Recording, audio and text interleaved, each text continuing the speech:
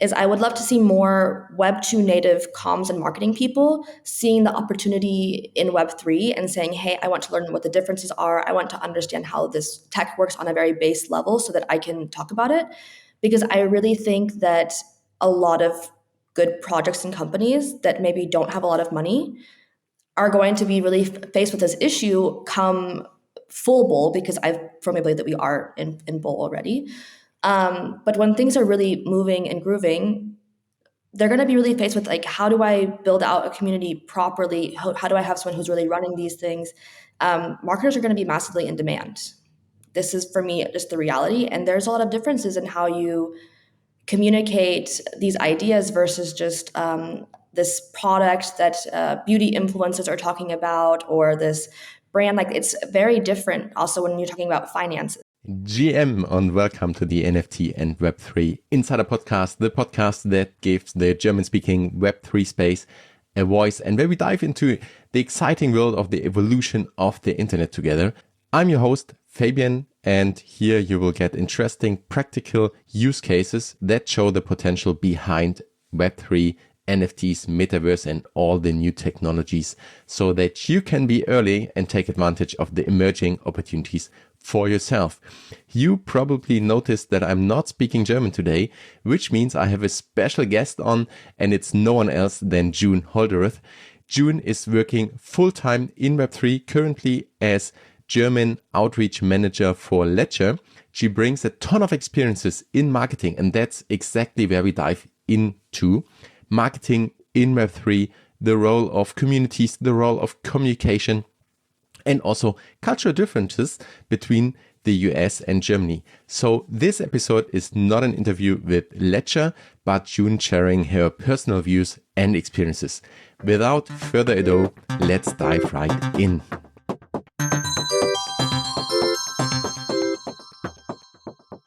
Welcome to the NFT and Web3 Insider Podcast. June, so happy to talk to you today. So happy to have you on the show. First of all, how are you doing today? I'm doing great. I'm honestly so excited. I remember us meeting a little while back at the Block Chance. Oh, no, it was not Block Chance. It was W3 Vision, I think. It was W3 Vision. Yeah. It was W3 Visions when we had met. And so, yeah, I'm super excited to be here today. I'm really looking forward to chat with you. And yeah, thank you so much. Yeah, so happy to have you on. So for people that don't know you, I mean, I've followed you a while back already and was even happier that we met personally then in Cologne. But for people who don't know you, maybe shortly introduce yourself. Like, who are you? What are you doing? Who's June? Yeah, so loaded question. I'm June, obviously. If you ever meet me in person, there's a good chance that I will introduce myself as June, like the month, just because oftentimes it's like, are you Jan? Are you Jane? It's like, no, I'm June. I've been in the space now for, I think I'm going on my 4th year. So I would say I've kind of ridden some highs and lows. I'm completely non-technical, so I'm really more on the communications, partnerships, marketing. Being in startups early on, you kind of wear many different hats. And so now I'm really proud to be working with Ledger, as I think a lot of people know this company. And I'm from the US originally. I kind of came over to Germany, started coming over here in 2015. So it's been a really big part of my early adulthood and obviously career as well. And I'm based in Berlin, and it's a really great spot to be for the Web3 industry. That's like a really, really shallow touch into who I am, but Yeah, thank you. Maybe we go a little bit back as well, and like 4 years in the whole crypto space can feel like 40 years, right? So like it's moving so quickly, and you have like ups and downs directly one after another. So maybe did you remember? Was there like a certain point that got you into that space, or was it more like a slow transition? So how do you discovered, or how did you discover like Web3 and the whole crypto NFT space? So it's definitely, I think everyone always has like this very interesting story of like, oh, I kind of came upon it and then I fell into this rabbit hole. For me, it actually started because my ex-boyfriend at the time started mining, and he built a mining device and was like, hey, you should invest some money into it. And I'm like, this is so nerdy. Like, I don't understand. If it makes you happy, cool. And then I kind of put it to the back of my head a little bit. This was also during the time when I was moving from the US to Germany, and I had quit my job at the time, which was in cosmetic, like the cosmetic industry. I was doing beauty sales and operations, so far disconnected from what I'm doing now. And I moved over here with no plans of work, didn't know what I would do. And so I kind of started researching a little bit, and through networking and seeing different people that were doing interesting things, I kind of came across someone, and I just sent them a DM on Instagram, and I was like, hey, you have a really interesting job. You're always doing cool stuff with cool people. You seem really passionate. I don't speak German. I don't know what I can do here, but do you have any suggestions? And to my luck, he was like, hey, actually, I know of something. You might not get paid much in the beginning, but the people are amazing. It's exciting. And I was introduced to my first crypto project. And I started off just doing community management with them. And this was the first time, I think, in my entire life where I was spending 25 hours a day on my laptop. I couldn't sleep. I was like fully in Telegram chats and on crypto Twitter. And I was like, I just had this like epiphany of like, what did I just discover? It was life changing. It was really like this aha moment. And obviously, the more that I learned, the more that I understood the use cases behind it, what the potential was. But it was very like this switch. Yeah, it's right down the rabbit hole, right, where you just like go from one discovery to the next, and you're so it consumes like all the minutes of the day because you want to dive deeper into it. And maybe we can like dive or like have a short segue here into community, because you also mentioned like communication, and your background was not from a technical point of view, where I think a lot of like early um, like Web3 people, or even like blockchain crypto people, come from either technical or more like the financial part. Yours is totally different. What was your like? Did you have an epiphany there as well? Like, oh my God, we have to fix it. how the communication works, or how can you like share strategies how you started to build these communities, and what is important in community building just in general? Because I think this is something which gets like more important kind of every day, right? Or which is so important, and it's such an important part of Web3. And every project kind of claims, oh, we're doing community, or we're doing this for the community. But I see very, very few projects really doing it well. So what is your experiences and your take on that? I mean, I think at the time I really didn't understand how important it was. For me, the key reason that I was able to join the team so quickly and excel at it was because the team was not native English speaking. They were primarily German, Dutch, and so while their English was good, they're like, we would love to have a native English speaker on the team. And for me, the biggest challenge at the time was taking all of this tech that I had no idea how it worked, and having to really catch myself up and learn what all of these terms were, how it works, being able to explain our updates and products to people who were invested in it. And I completely agree that it's very, very rare to see companies do this very well. And I think that there is a challenge in this. And I think that the biggest challenge is you have this really big disconnect between how does blockchain technology work. I mean, it's been years for me, and there are still things where I'm learning. I'm constantly trying to read and educate myself on. And you can oftentimes even see developers who have a hard time explaining this. And so when you have people who are really behind it at its core, having a hard time explaining this, and then everyone wants to get to the other side where, oh, well, when do we get mass adoption? Or we see regulators and politicians working with this, or traditional companies that are like, hey, how do we get into the space? There's a huge disconnect in the language, and also just even how we interact as a community ourselves to where we kind of are hoping to go.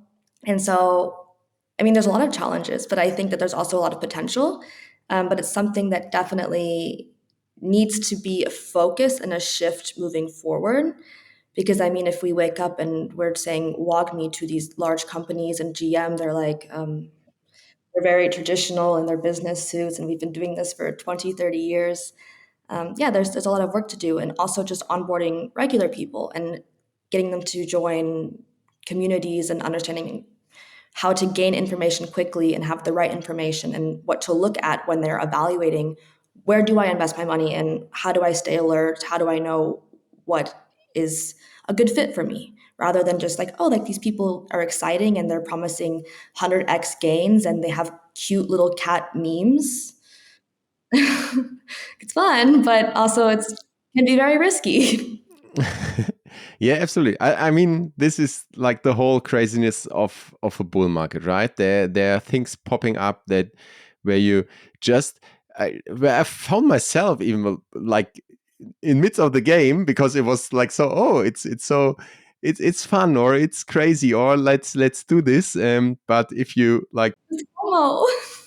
yeah, absolutely. And if you take a step back, or or if you have the bear market coming directly after and the whole crash, you're like, oh my god.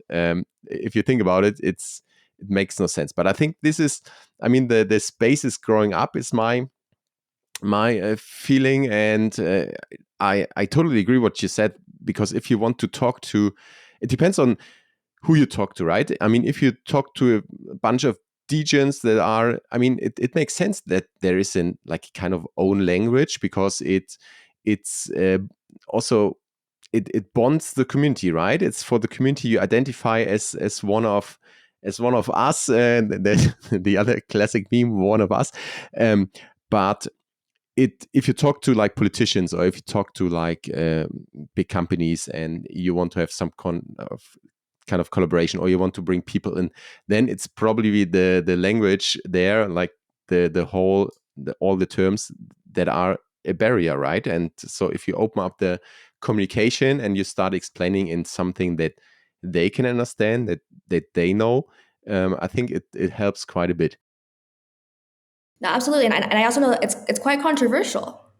Like what I'm saying is very controversial to say, like opening up to politicians. Like it's everyone's like, no, like that defeats the entire purpose of Bitcoin. Like, what are you talking about?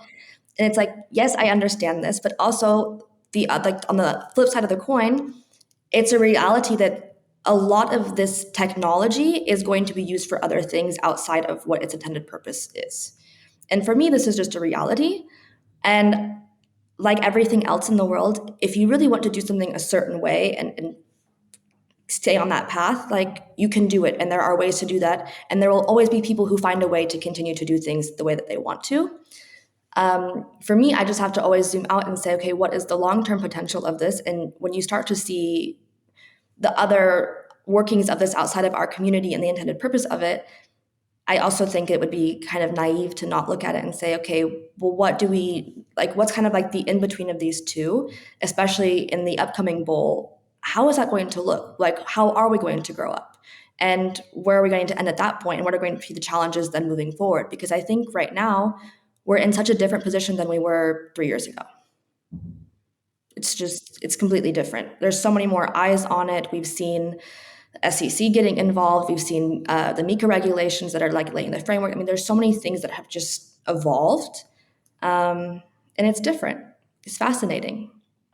It's like the only thing I can put towards it's fascinating for me. Absolutely. What do you think? Where are we right now? I mean, we are talking right now where like everything took up a little bit. Everything like people are starting to getting like euphoric and happy again and putting more money in probably.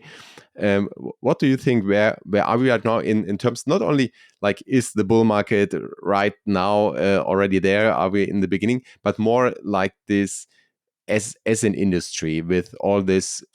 I think more clarity on the regulation side with probably more experiences from within the communities, but also more understanding maybe from the outside. What is your guess on that, or what do you think? What or maybe how will the whole space evolve in the next let's say 1, 2, 3 years? I don't want to make any like strong predictions or anything, of course, but I just think that we're in a space still where we're not necessarily where we need to be. But I think that there's been a lot of progress. I think that there's still a lot of confusion from the outside of how it works. I think that there are still a lot of barriers. And I think that there's a lot of work to do on our end of meeting people where they are. And I constantly see this. I think that there's still a lot of confusion about how it works. And the problem is everyone's like, okay, well, we need more education. But I think that there's also a lot of really great educational resources out there. But the reality is that it's just so much information. You have so many different chains, so many different use cases, so many different dApps, and so many different wallets and the way that they interact with each other. I mean, there's just so much information that it's very, very hard to make this simple and kind of make like Web3 for dummies. This just does not exist yet, unfortunately. But I think that we're also in a really, really good position. I think that we're in a better position than we have been before. I think that we've all taken a lot of learnings of what doesn't work and what does work. I think that a lot of people who especially continue to build through the bear are really, really well positioned. I think that one thing that I appreciate about the bear market is weeding out a lot of the stuff that just really was not benefiting the ecosystem. I think that we needed this. Unfortunately, in this little tick up that we've seen, I'm already not so pleased getting on Twitter, and all of a sudden it's like ape into this, buy this. I'm like, oh, like we are not even properly pumping yet, but you're already seeing this. And this is for me where it gets important of how do we educate people on like staying safe, because I remember joining in, like I almost got scammed a bunch of different times. I know a bunch of people who lost a lot of money into it. And yeah, with high reward, there is high risk. And this I still think has not completely gone away. And yeah, so I think that we're a little bit more advanced, but we're not where we need to be, that we're going to see a few more cycles before we're a little bit more how do I even say? Like, I don't know, but what the words are. Do you understand what I'm saying? More responsible. That might never happen. No, but yeah, like I don't know. It's very hard to say, and it's very hard to put something that is very like degen undercover, has this whole separate world to it, and imagine how it would be really being accepted and used in the real world regularly. It's very hard to imagine this and also say, oh, I think that this is the point. I don't think so. I think that a lot of people will for sure come in when the money is pumping. They want to make their bags and then they want to leave again. But those of us who do stick along for it, I think that it's beautiful. It also only strengthens the ecosystem more. And we just have to continue to look for opportunity of how can we change the world with this, which for me is important. Yeah, as you said, I think the people that are building right now, or like over the last 1 and 2 years, they have great use cases. They have great projects. They will change like how we live, how we communicate, how we do business. I don't know. So there's so much onto it, and I have the feeling sometimes that these conversations I have during a bear market, they go deeper than just like the in the bull run where everyone is like, oh, where shall I app in? What shall I buy? Is it worth this to go there? Or what do you think about project XYZ? So I'm absolutely with you on that, and I also it scares me as well a little bit if everyone now is like oh, you have to look at this and go in there. And it's probably a little bit of desperation, or maybe people are like, I don't know. So I'm also, yeah, a little bit hesitant with like the euphoria there. But I think you mentioned a really good point also, like staying safe. And it probably has um,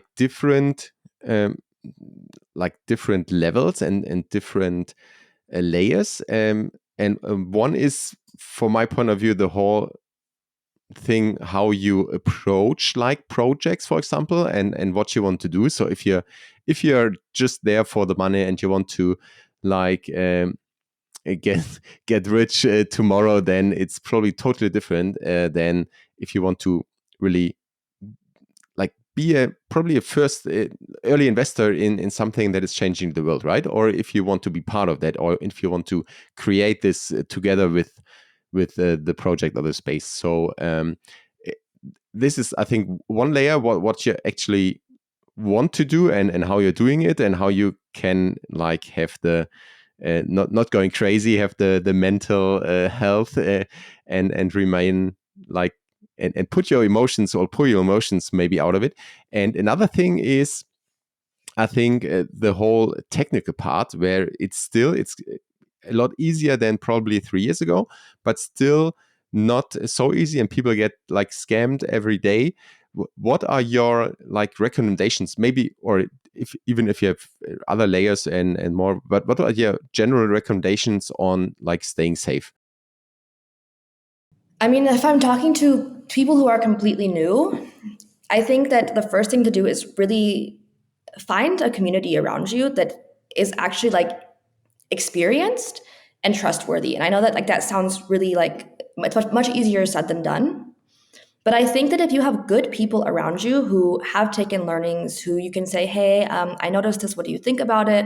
Or what's the best way for me to maybe mm, invest in this company? Or what platforms do you prefer to use? I think that if you are completely new and just starting off, it can be so overwhelming so quickly, especially if you are someone who's joining in the time of a bull market, because everyone is currently like going to be fighting for your attention and trying to wave you over in this direction. And like, don't click on any links that you don't know, of course.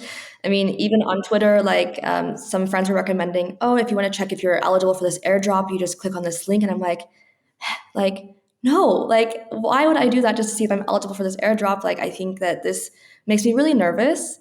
And I think it's always better to err on the side of caution, which is really hard to do. It's very hard to do. And FOMO will get the best of us. I mean, already in the last couple of weeks, I'm already a victim of refreshing my wallet, checking charts, seeing what altcoins maybe are interesting. And then I stop myself and I'm like, okay, like take a deep breath. Like it's a long term game. And some people will approach it in a short term, which is fine. Like obviously it's your own choice and you will likely will have maybe good results, maybe bad, who knows. But I think that the biggest thing is, yeah, just educating yourself, looking at the team, really like, and even then, we've seen before that you can think that you know who you're putting your money with, and it fails. I mean, we saw this, and it was on such a large scale that I really, really hope that people from the outside looking in take this into consideration. And also, I really hope that anyone who is listening to this that is in the industry really educates people that are coming in. If you have anyone that is new and has no idea what they're doing, please like take these people under your wings, give them the expertise that you have learned. I think this is really something that we are like are responsible for. Um, because if someone has a bad experience and they get scammed or they get hacked or they lose something, then it's just going to reflect badly on all of the work that we've been working so hard on in the hard times. And as you mentioned, like the mental health aspect, I also think is something that is really important. Like I've seen so many people in the last 2 years that believe in this. They have invested a lot of money and time and energy, and they're like, hey, like I don't know how long I can be in this for because it's gut wrenching and it's hard. But then people stick in it because they love the people that they work with. They believe in the vision. They believe this is the future. Um, and so I think also out of respect for everyone who's stuck around and keeps going, we need to make sure that we keep pushing in the right direction. Absolutely. And I think all of us have had those days where you just like think about like just turning the back to the whole space, right? And it was so I mean, you have ups and downs, and the downs are can be pretty hard. So but there again, and as you said, also for like taking the people that are new to the space, I think the community is the community part is really strong, and it's like in the DNA, right? And people, it helps a lot if you have this kind of community that you trust, or if you're part of a few communities and you can ask your questions there. You get help, you get support, you can even if you have a bad day, you can turn to the people, and they will understand. So yeah, that's I think what we mentioned before. And how do you like manage to stay updated? I mean, you work full time in Web3 and in this space. Also, you're still learning and you're still exploring stuff. So how do you manage to like stay updated with all these rapid advancements in tech and in the projects? And crypto Twitter is crazy. And gets all of you. So what's your strategy there? I think sometimes less is more, which might sound wrong, but I think sometimes less is more because there can be so much overwhelming information, especially when things are going crazy. It's just constant new information. I think obviously finding and setting up alerts for whatever you are invested in, this is smart. Sometimes when you get the alerts, it might already be too late. I think just showing up regularly and looking at what's going on, but also not spending too much time on it. Because honestly, you can spend hours and hours a day keeping up with the latest updates, the latest alerts, what's happening. And you will lose yourself in this. And I think this is also unhealthy. Um, Once again, easier said than done because I'm for sure guilty of this. But there's also now what's really cool is there's so many great books. Like there's a lot of great books about Web3, not only just being a smart investor, but also the history of Bitcoin and crypto assets. Also, there's a really great book now called Web3 Marketing. It's by Amanda, and I cannot remember her last name right now. But there's also just a lot of really great resources that are not online, which I think is really nice to sometimes disconnect. So you feel like you're still absorbing information, but you're not stuck in this tunnel vision of Cointelegraph or Bankless. I mean, there's a bunch of really good podcasts as well. So I think that like listening to podcasts, listening to people that have been through a few cycles and taken their learnings. Yeah, for me, I'm always looking at new opportunities from where I can learn from, but I think I don't have one strict like not Twitter. I would say I'm not getting all my information from Twitter. That's a key thing. Is zoom out a little bit. Twitter is also great. Yeah, it is, and I mean there is if you want to stay up to date, it's probably if you follow the right people, then but as you said, you can lose yourself in this, and so having like different communities, different people, different sources to turn to definitely helps, and also I really like the less is more approach. I think it helps so much if you just like step consciously back and say, okay, I focus on a few things and I dive deep into them, and everything else I just like um, don't don't notice, or I cut this out, because otherwise you're in like full FOMO mode and like fear of missing out for everything, and then you basically just consuming but you do nothing. So it's better to have like a few things and to focus on, and then to learn there, and to also get into action and have some goals, some targets, either learning or investment wise or whatever, right? So as you mentioned, Web3 marketing, it's still on my reading list, to be honest. I haven't read it, but I think it's so important, and you're definitely the right one to talk about this. So I think it's the whole way we communicated and we've done marketing in Web2 is different than what we see in Web3.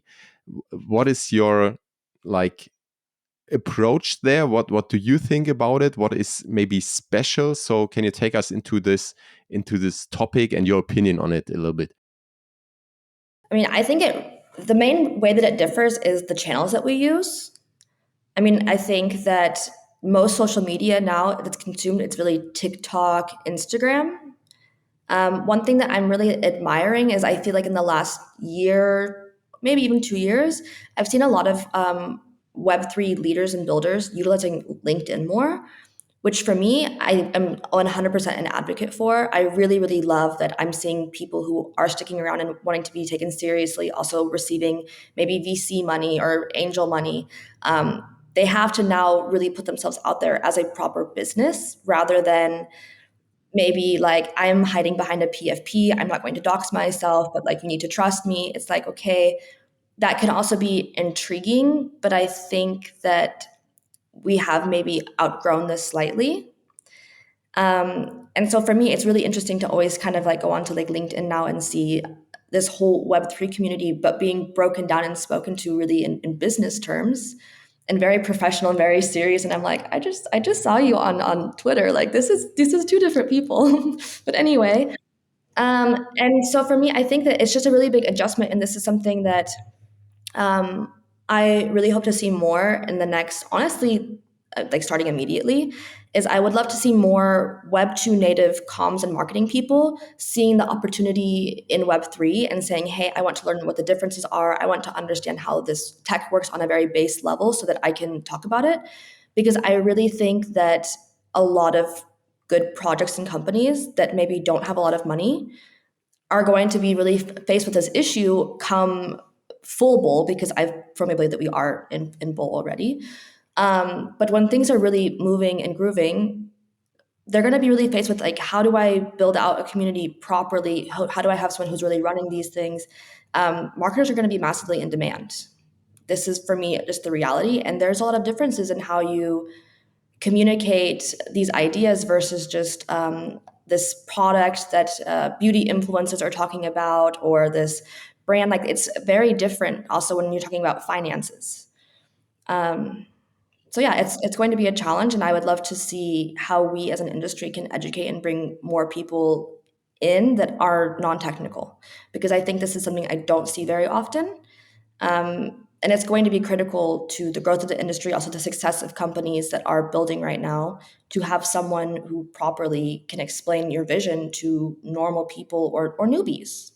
Yeah, yeah. I think that's a perfect point to get back to your personal route that you've taken. So after the first startup, so what happened then? How you like went through the space, and what were maybe like key learnings or mistakes you made, where you would say, okay, this is what I would do different, maybe, or this is what people can take away from like what you discovered in that time, for especially the people we are talking about now, like people in marketing, or like people in Web2 corporations that want to dive deeper into Web3, or like do more like activities, projects, products there. So yeah, let's start with your steps after this first startup. Yeah, so I was at this company for almost a year, and I was there. I went from, like I said, just being like a community manager to helping with some social media stuff to their head of comms.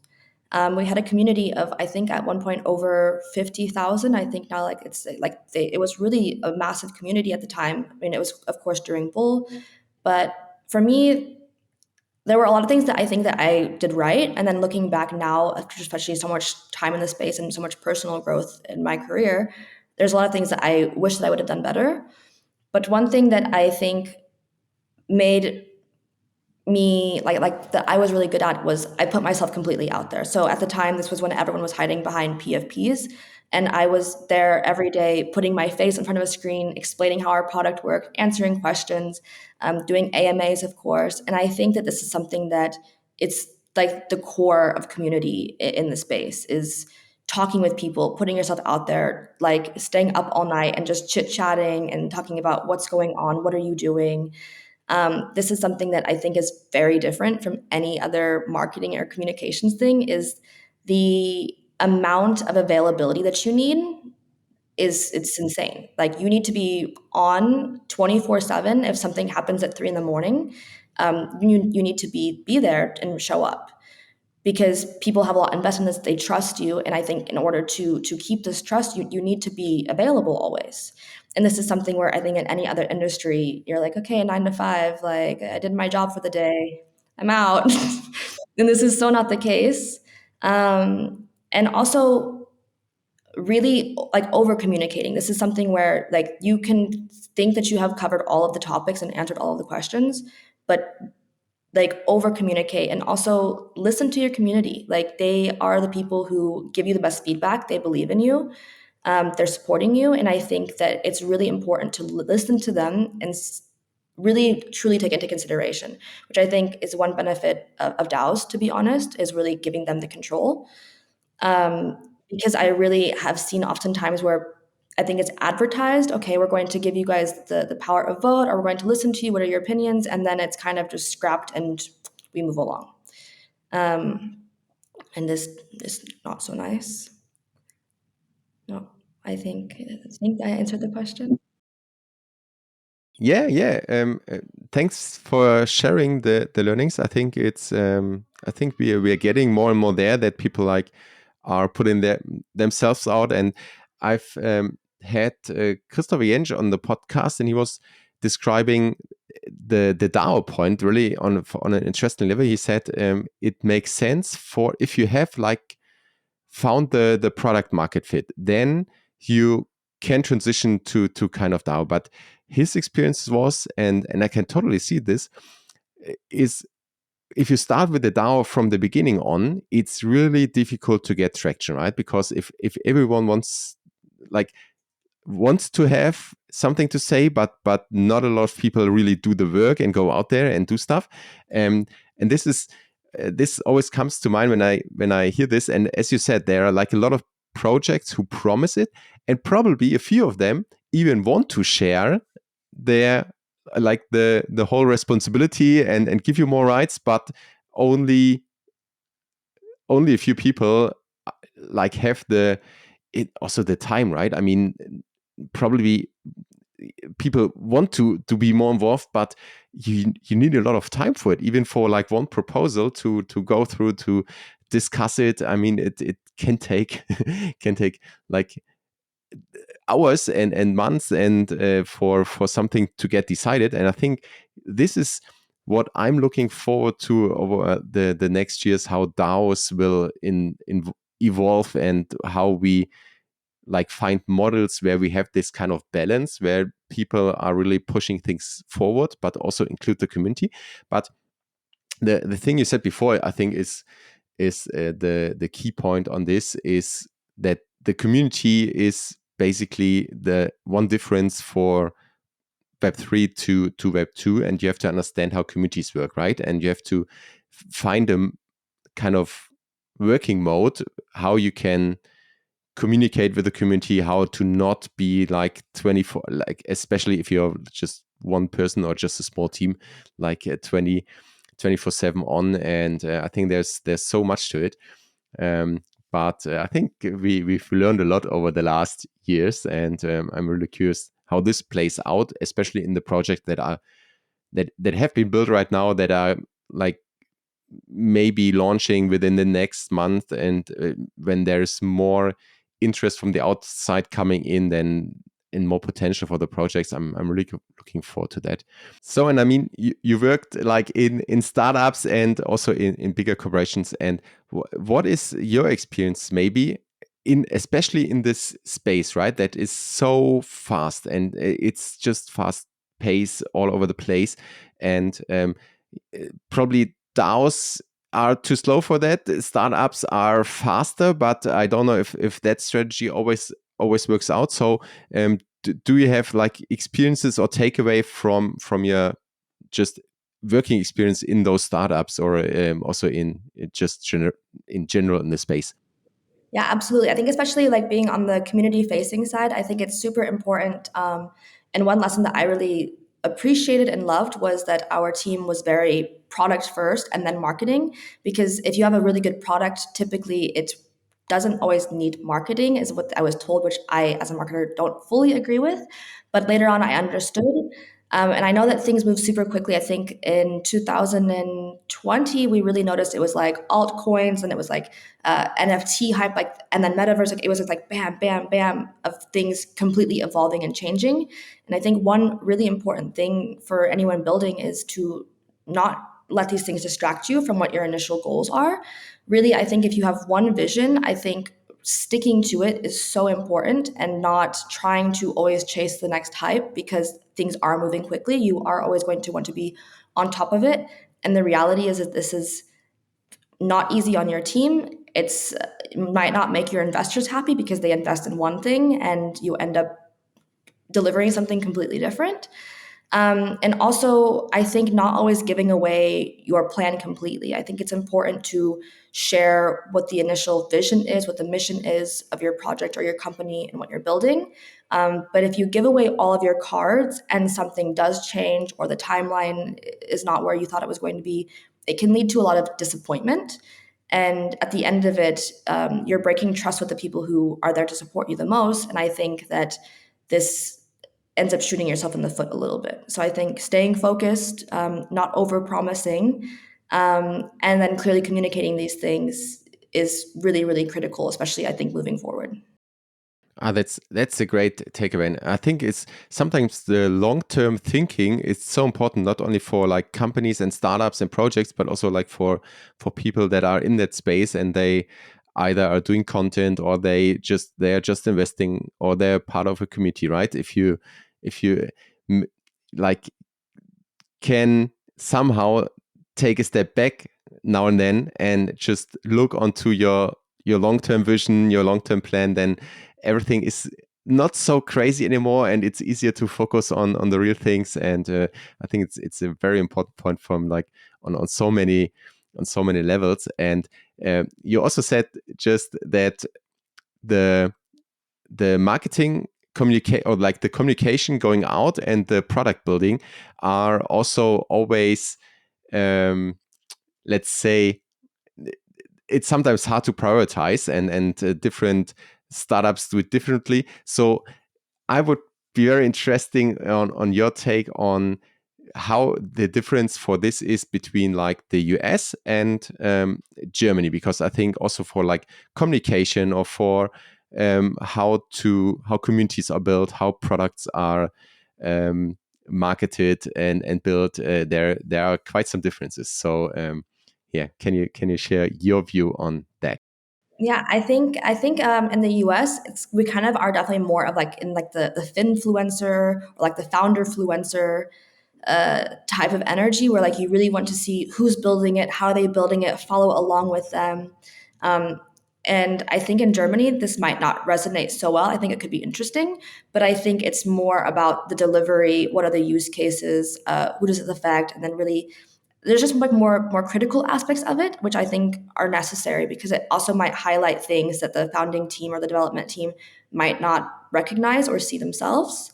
Um, and I would say like this is for fully my opinion, so I hope that no one is irritated by this. But I think that Germans, in the best way, are much more critical than Americans. I think that Americans, and also I hope I don't make my own people upset by saying this, but really like there is a notable difference between how critical, like the criticism is very constructive and very pointing out, well, why are you doing it this and not this way?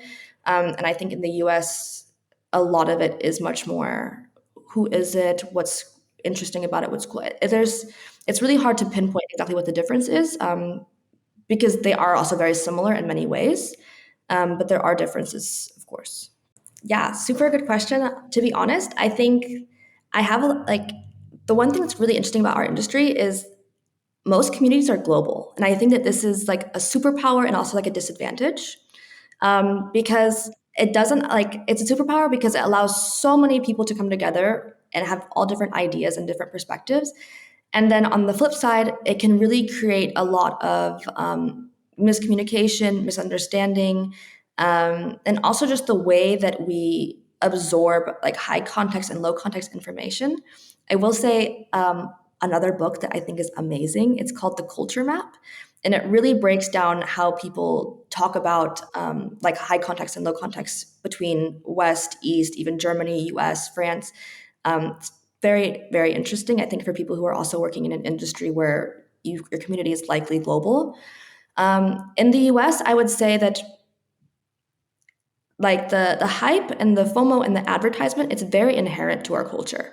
Like for us, it's really who's like a little bit more flashy, who's the most exciting, who's the most interesting.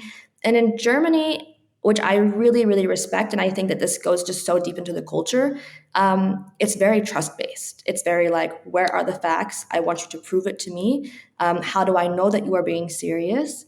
And one thing that I think is beautiful, I mean, I noticed this when I moved here completely separate from work, is I noticed this in my friendships.